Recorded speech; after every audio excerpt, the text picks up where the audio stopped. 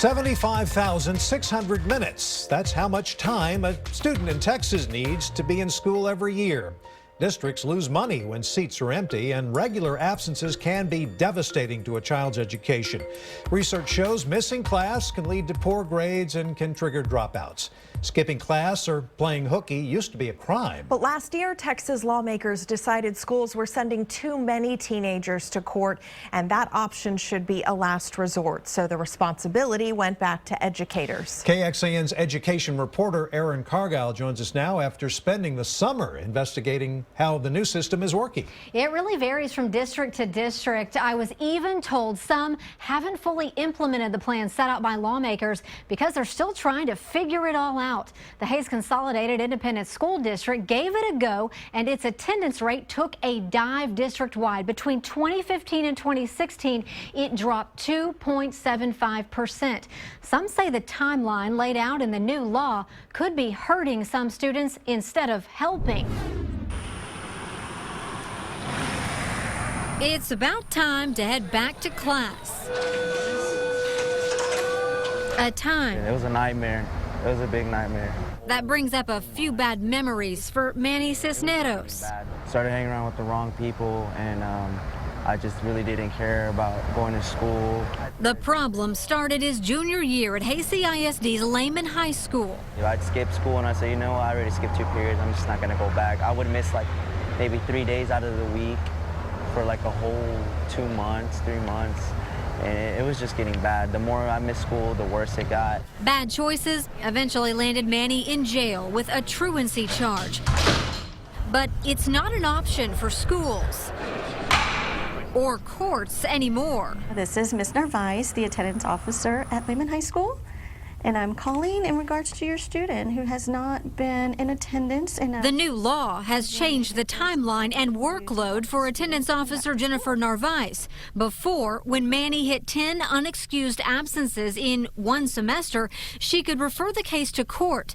He would be in front of a judge within a month. Now, when a student hits just 3 unexcused absences, they're on Narvaez's radar and must sign a contract. So this is an attendance behavior improvement plan, a contract for the student, you know, that says you're going to come to school every day, be on time, turn in notes. And this launches the 45-day time period. Right. It cannot exceed 45 school days. That's how long schools have to work with the student and parents to solve the problem.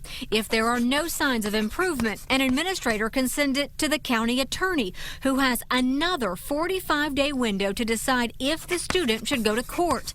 Then a court has 10 days to file the case. That could be up to 3 months before that student appears before Judge Beth Smith. So by the time we see them, they've missed 40 days, 50 days, and they're so far behind, I don't think there's any way to catch them up. Why is that time factor so important? Because they're not making any effort to go to school in the meantime.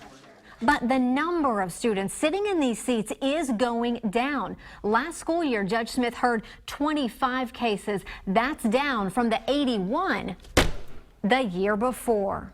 You said you were sick for the first week, so okay, that's 7 days.